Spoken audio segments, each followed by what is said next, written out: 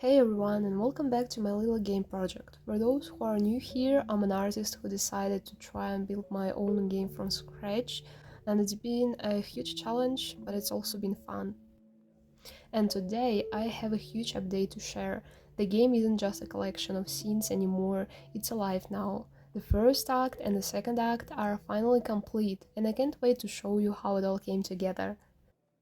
It all begins at the old cabin, you find a broken mirror inside it, and it feels like you need to find its pieces, but the door is blocked and the main character falls asleep.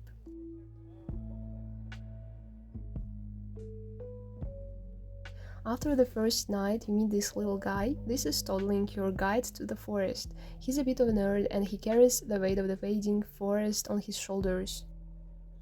Building this first cutscene was a big step for me. Making two characters walk together to a specific point sounds simple, but it took a bit of work. In Godot, I used a tool called a tween, basically a way to animate an object's properties over time. Toddling leads you to the heart of the glade, or what's left of it. The spring has run dry, and this is the player's first big task to bring it back to life. To do so, you need to plant 3 magical whisper seeds around it. This was where I really wanted to make the player's actions feel real. When you approach a planting spot and press E, the game plants a seed, but I didn't want it just pop into existence, I wanted to show it grow. This growing animation is controlled by Animation Player. It's basically a timeline where I can change an object's properties frame by frame. The result is satisfying little animation of life growing. And when all 3 seeds are planted, this happens. This is my favorite moment so far. It's a simple trick. I just hide the dry spring sprite and show the healed spring sprite, which is animated. But the real magic is the particle effect. These little lights are made using a CPU particles to denote in Godot. You can control everything, how many there are, how fast they move, their color, and how long they live. I spent a lot of time tweaking these to make them feel like joyful little spirits thanking the player for their help. I'm so proud of how cute these turned out. After healing the spring, the story really begins. Back in the cabin, Toddling finally explains what's going on. The forest is dying because the mirror path to the human world is broken, and you, the player, are a listener, someone who can feel the forest's magic. This also marks a big change in the gameplay. Up until now, the path was linear, but now it's time to introduce the game's core easy mechanic. I'm calling this mechanic attunement. The idea is that you don't have magic you borrowed from the world. By standing in a place of power, like near the mirror and holding Q, you can listen to the forest and fill up your resonance bar. You can see the green vignette effect I added to show you're in this mode. Then you can use that stored energy to heal objects like this poor flower. This charge and release loop will be central to solving puzzles and restoring the world. This little quest with the flower is the first tutorial for it. And finally, to close out the first act, Toddling gives you 2 paths forward: the Mist Marsh, home of the musical frog folk, or the Fungal Reach, where the ancient mycelians live. Both paths will have their own stories, characters, and unique puzzles. And that's the end of the first act.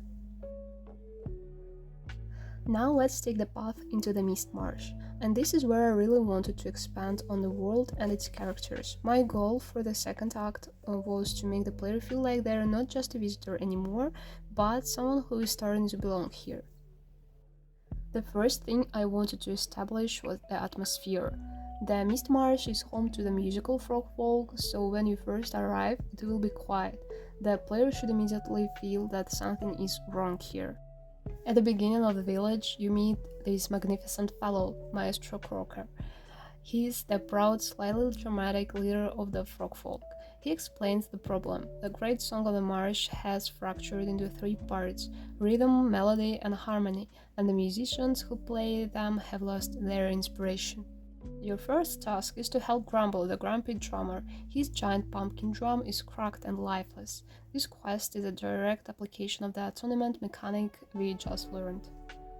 You gather resonance, and then by pressing E, you channel that energy into the drum. With a little sprite swap, the drum is held. This was the rhythm part of the quest. It's a simple, satisfying first step. Next up is melody. Lily, the flutist, has lost her music, which she says scattered into faint light across the marsh. This is where I introduce a new layer to the attunement mechanic. Normally, you just walk around, but when you hold Q to enter the listening mode, these appear. They are objects that only exist in the magical fabric of the forest, and the listener can make them visible. The player has to find and collect all three of these lost notes. Finally, there is harmony. The twin singers, Lion and Soul, have had an argument and won't sing together. To restore their harmony, you have to solve a puzzle with these ancient singing totems. This was so hard for me to quote. First, you have to charge each totem with your attunement energy. Once all three are charged, they play a short musical sequence. The player then has to repeat that sequence, and their harmony is restored. Once you've helped all three musicians, Maestro Crocker calls you for the great concert. This was one of the most complex cutscenes I've built so far. When a player enters the trigger zone, the controller script teleports all the musicians to their positions on the stage. I then programmed each of them to play their unique playing animation. Crumble on his drum, Lily on her flute, the twins singing, and of course, the maestro conducting with his new orchestrating animation. And as a reward, the maestro gives you a mirror shard. But the Mist Marsh is only half of the story. To get the second mirror shard, you have to venture into a completely different environment, the Fungal Ridge, where the marsh was open and musical. The caves are deep, quiet, and a little bit eerie. Here you meet the Mycelians, an ancient mushroom folk. The Elder Mirror explains that their children's life force is fading.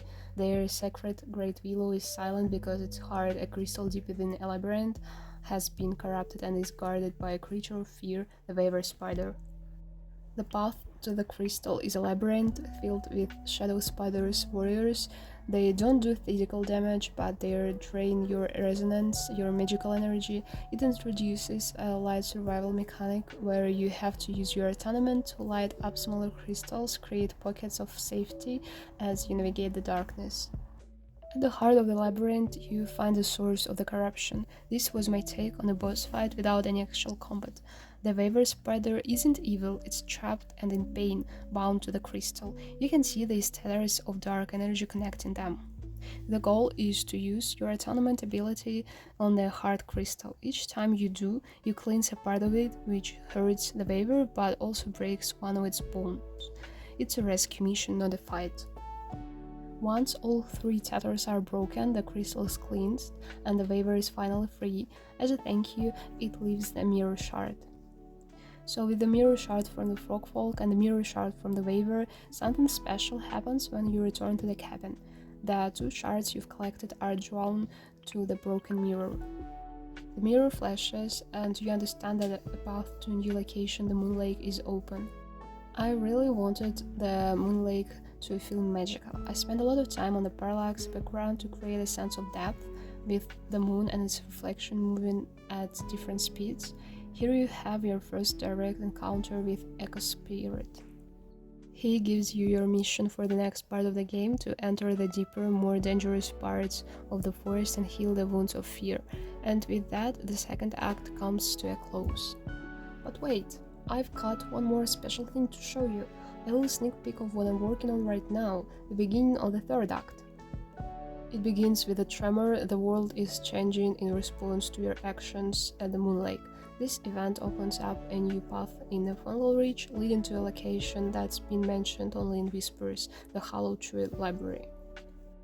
I'm so excited about how this location is turning out. It's meant to feel ancient, quiet, and full of forgotten knowledge. And you find the Owl Guardian that Echo told you about. He's not a statue, he's sleeping, trapped in a magical dream. To wake him up, you have to enter his dream, and this is where I'm introducing a brand new minigame. The goal of this puzzle is to redraw the ancient constellations by connecting the stars in the correct order. It's still a work in progress, but I love how this mechanic combines puzzle solving with the game's core themes of listening and restoring what was lost. And what happens when you solve all the constellations? Well, you have to wait for the next devlog to find it out. And that's the end of the gameplay for today. As you can see, the game is really starting to take shape. Thank you again for watching, commenting and suggesting good ideas for the game. Your support and comments mean the world to me. If you have any ideas or feedback, please leave them below, and if you want to follow the journey, don't forget to subscribe. Oh, and the last thing, I've just set up an itch page for the game. I'll be posting updates and devlogs there as well, so if you want to be the first to know when the demo is released, you can follow me there. The link is in the description below. Thank you. See you next time.